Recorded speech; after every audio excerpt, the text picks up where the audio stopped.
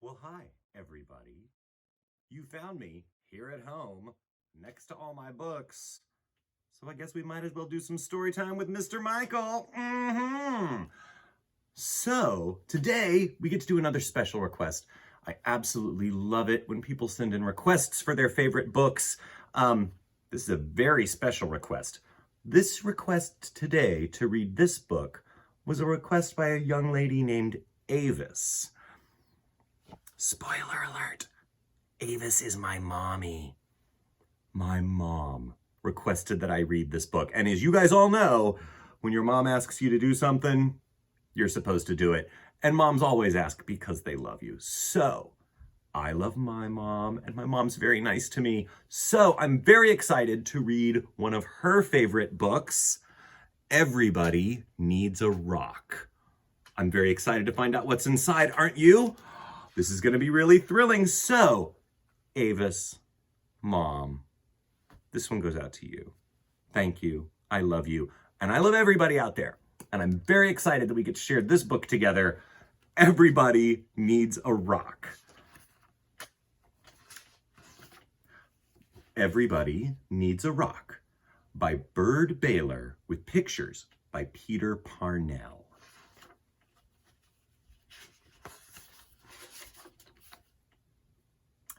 Everybody needs a rock. I'm sorry for kids who don't have a rock for a friend. I'm sorry for kids who only have tricycles, bicycles, horses, elephants, goldfish, three-room playhouses, fire engines, wind-up dragons, and things like that, if they don't have a rock for a friend.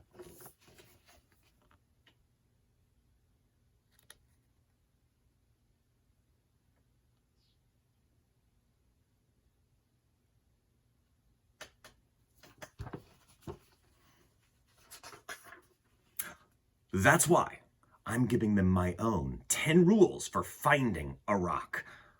Not just any rock. I mean a special rock that you can find yourself and keep as long as you can. Maybe forever.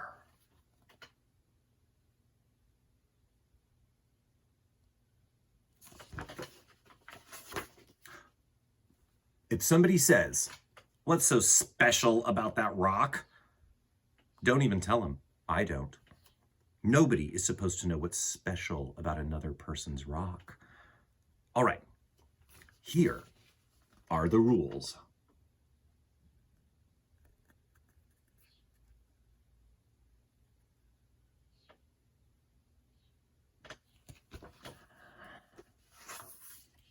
Rule number 1. If you can, go to a mountain made out of nothing but 100 million small, shiny, beautiful, roundish rocks. But if you can't, any place will do. Even an alley, even a sandy road.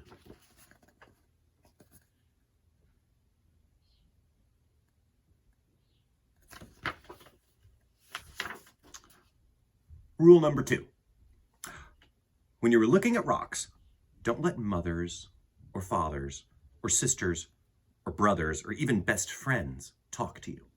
You should choose a rock when everything is quiet. Don't let dogs bark at you or bees buzz at you. But if they do, don't worry. The worst thing you can do when you go rock hunting is to be worried.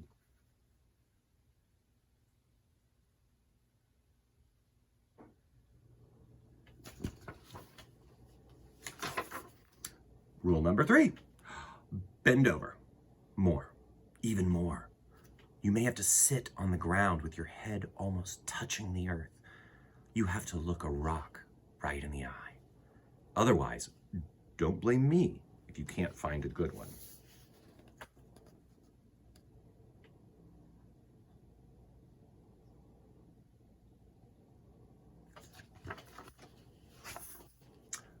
Rule number 4. Don't get a rock that is too big. You'll always be sorry. It won't fit in your hand right, and it won't fit in your pocket. A rock as big as an apple is too big. A rock as big as a horse is much too big.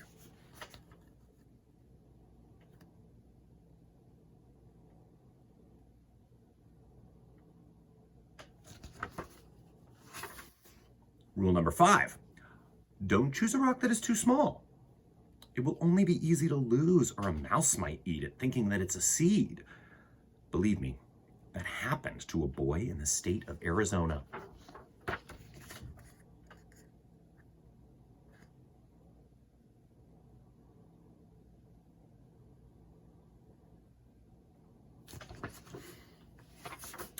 Rule number 6, the size must be perfect. It has to feel easy in your hand when you close your fingers over it. It has to feel jumpy in your pocket when you run.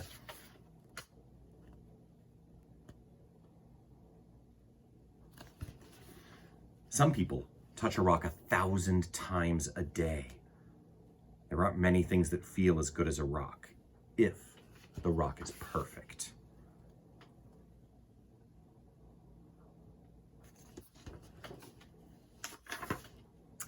Rule number 7, look for the perfect color. That could be a sort of pinkish gray with bits of silvery shine in it. Some rocks that look brown are really other colors, but you can only see them when you squint and the sun is right. Another way to see colors is to dip your rock in a clear mountain stream, if one is passing by.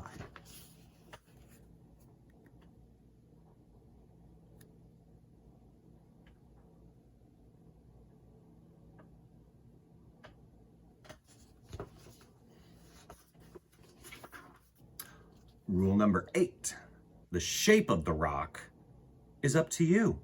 There's a girl in Alaska that only likes flat rocks. Don't ask me why. I like them lumpy. The thing to remember about shapes is this: any rock looks good with 100 other rocks around it on a hill.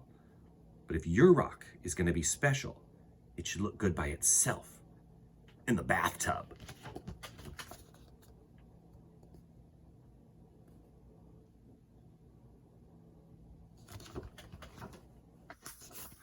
Rule number 9, always sniff a rock. Rocks have their own smells. Some kids can tell by sniffing whether a rock came from the middle of the earth, or from an ocean, or from a mountain where wind and sun touched it every day for 1,000,000 years. You'll find out that grown-ups can't tell these things. It's too bad for them. They just can't smell as well as kids can.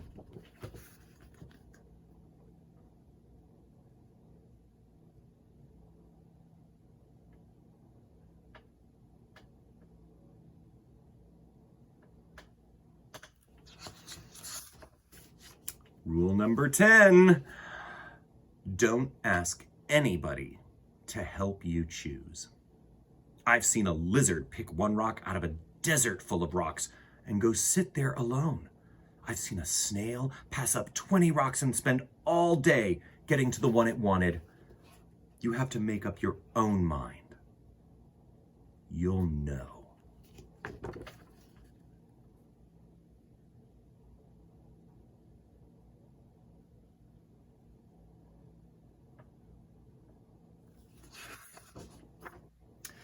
All right, that's 10 rules. If you think of any more, write them down yourself. I'm going to go out and play a game that just takes me and one rock to play. I happen to have a rock here in my hands.